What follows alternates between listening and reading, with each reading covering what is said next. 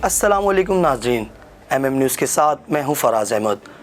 नाजरीन, इन दिनों गिलगित बल्तिस्तान का मामला ज़बान ज़द-ए-आम है। वफाकी हुकूमत ने गिलगित बल्तिस्तान को मुल्क का 5वां सूबा करार दे दिया है, लेकिन कश्मीर तनाज़े की वजह से कुछ आइनी पेचीदगियों के बायस गिलगित बल्तिस्तान को इससे पहले सूबा करार क्यों नहीं दिया जा सका था। आइए देखते हैं कि गिलगित बल्तिस्तान को आइनी सूबा बनाने में क्या क्या रुकावटें हायल हैं। तक़सीम हिंद के वक्त गिलगित बल्तिस्तान जम्मू कश्मीर में शामिल था। 1947 के बाद तवील अरसे तक गिलगित बल्तिस्तान एक गुमनाम इलाका रहा, जिसे शुमाली इलाका जात का नाम भी दिया गया। ताहम आसिफ जरदारी हुकूमत ने गिलगित बल्तिस्तान को नीम सूबे की हैसियत दी। क़याम पाकिस्तान के बाद गिलगित बल्तिस्तान में फ्रंटियर क्राइम रेगुलेशन यानी FCR का नफाज अमल में लाया गया, जबकि 70 की दिहाई में गिलगित बल्तिस्तान को शुमाली इलाका जात के नाम से अलहदा इंतज़ामी यूनिट बना दिया गया।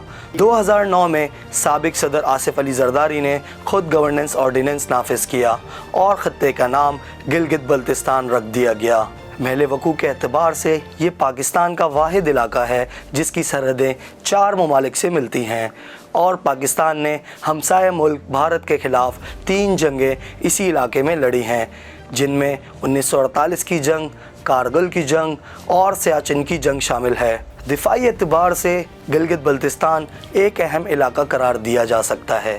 पाक चीन दोस्ती की अजीम मिसाल शाहराह रेशम यहीं से गुज़रती है। 2009 में गिलगित बल्तिस्तान में पहली बार इंतखाबात का इनेकाद अमल में लाया गया। नाजरीन, गिलगित बल्तिस्तान की आबादी तकरीबन 81 लाख अफराद पर मुश्तमिल है, जबकि रकबा 72,971 मुरब्बा किलोमीटर पर है। बल्ती और शीना यहाँ की मशहूर ज़बानें हैं। गिलगित और बल्तिस्तान 3 डिवीज़न्स बल्तिस्तान, दियामीर और गिलगित पर मुश्तमिल हैं। बल्तिस्तान डिवीज़न स्कर्दू, शिगर, खरमंग, रोंदो और गांचे के अज़ला पर मुश्तमिल है। गिलगित डिवीज़न गिलगित, गिज़र, हुंज़ा और नगर के अज़ला पर मुश्तमिल है, जबकि दियामीर डिवीज़न दारेल, तांगेर, अस्तोर के अज़ला पर मुश्तमिल है। गिलगित बल्तिस्तान के शुमाल मगरिब में अफ़गानिस्तान की वाखान की पट्टी है, जो गिलगित बल्तिस्तान को ताजिकिस्तान से अलग करती है, जबकि शुमाल मशरिक़ में चीन, जनूब मशरिक़ में मकबूजा कश्मीर और मगरिब में खैबर पख्तूनख्वा वाक़ है। इस खित्ते में 7,000 मीटर से बुलंद 50 चोटियाँ वाक़ हैं। दुनिया के 3 बुलंद तरीन और दुश्वार गुजार पहाड़ी सिलसिले कराकरम, हिमालय और हिंदुकश यहाँ आकर मिलते हैं। दुनिया की दूसरी बुलंद तरीन चोटी K2 भी इस खित्ते में वाक़ है। वैसे तो गिलगित बल्तिस्तान को मुल्क का 5वां सूबा बनाने की बातें ज़बान ज़द-ए-आम हैं, ताहम कानूनी माहिरीन का कहना है कि भारत और पाकिस्तान के दरमियान मसला कश्मीर अब तक हल तलब है, जिसका गिलगित बल्तिस्तान से बड़ा गहरा ताल्लुक़ है। इस हवाले से हम बात करते हैं साबिक सफ़ीर और बैनुल अक़वामी अमूर के माहिर डॉक्टर जमील अहमद ख़ान साहब से। जी जमील साहब। जी, गिलगित बल्तिस्तान को जो पिछले 72 सालों में सूबा नहीं बनाया गया, उसकी सबसे बड़ी वजह ये थी कि अक़वाम मुत्तहिदा के इसमें रेजोल्यूशन मौजूद हैं 48, और उसके अलावा जेनेवा कन्वेंशन है इस पर 49, उसके अलावा एडिशनल प्रोटोकॉल 20। तो बहुत सारे इसमें इंटरनेशनल कानून है, जिसके तहत कश्मीर में डिस्प्यूटेड इलाका होने की हैसियत से हम उसकी हैयत बदल नहीं सकते थे किसी लिहाज से। लेकिन सवाल ये पैदा होता है कि अब क्यों किया गया। ये बात तो पहले से चल रही थी कि किसी अंदाज में गिलगित बल्तिस्तान को मज़ीद एडमिनिस्ट्रेटिव सहूलियात पहुँचाई जाएँ, जिसके लिए सुप्रीम कोर्ट ने भी चंद बरस पहले कुछ अपने वर्डिक्ट्स दिए थे, और वो फॉरेन ऑफिस में उस पर एग्जामिनेशन हो रहा था। लेकिन पिछले साल जब मोदी ने 5 अगस्त को एक यूनिलैटरली इंटरनेशनल कानून की खिलाफ वर्जी करते हुए आर्टिकल 370 और 35 को एब्रोगेट किया, तो उसके बाद से पाकिस्तान को मज़ीद फ़िक्र हुई कि अब वो भी कुछ ऐसा काम करे जिससे कि गिलगित बल्तिस्तान को भी फ़ायदा पहुँचे जो पहले से चल रहा था, और साथ में इंटरनेशनल कानून की भी खिलाफ वर्जी ना हो। तो पाकिस्तान ने जो ये फ़ैसला किया कि अब करने लगा है प्रोविंस डिक्लेयर गिलगित बल्तिस्तान को, उस पर अभी भी सोच विचार जारी है। उसमें वो उसी तरह किया जाएगा कि subject to the security council resolution and international laws, जो कि इंडिया ने नहीं किया था। तो अगर ऐसा कर देंगे تو بہرحال قدرے بہتر ہو جائے گا. لیکن اس کے باوجود جب کشمیر کا فیصلہ ہونے کو جائے گا اور سیکیورٹی کونسل میں کوئی ریزولوشن جائے گی تو اس وقت میرا ماننا یہ ہے کہ اس بات کو وہاں مثال دی جائے گی کہ پاکستان نے اپنا موقف بیان کر دیا صوبہ بنانے کے بعد اور انڈیا نے اپنا موقف بنا دیا.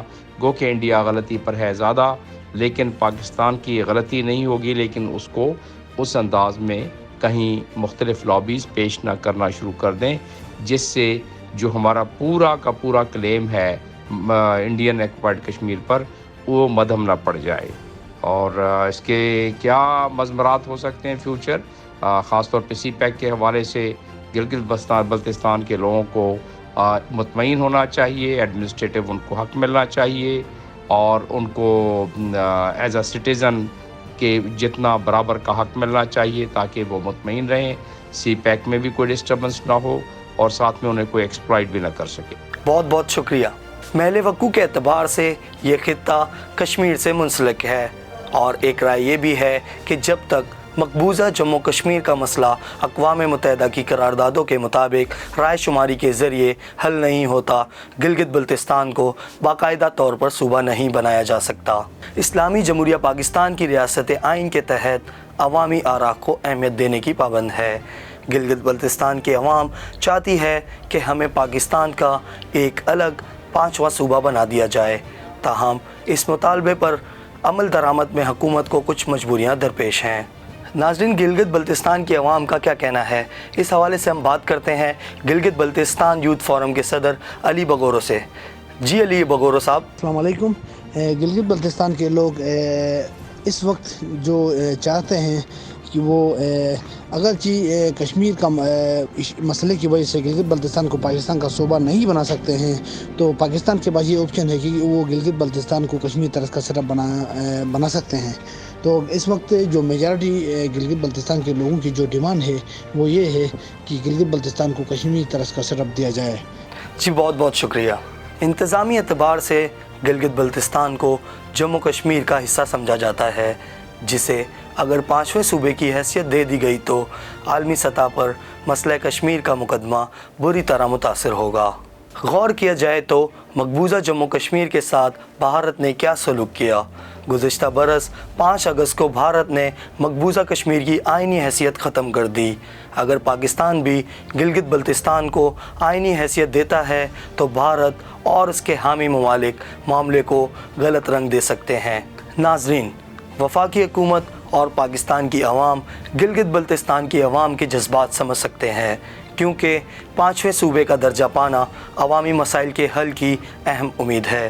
تاہم عالمی سطح پر حکومتی مجبوریاں اور پالیسی معاملات اس مسئلے کے حل میں آڑے آ رہے ہیں، جس پر افہام و تفہیم کی سخت ضرورت ہے.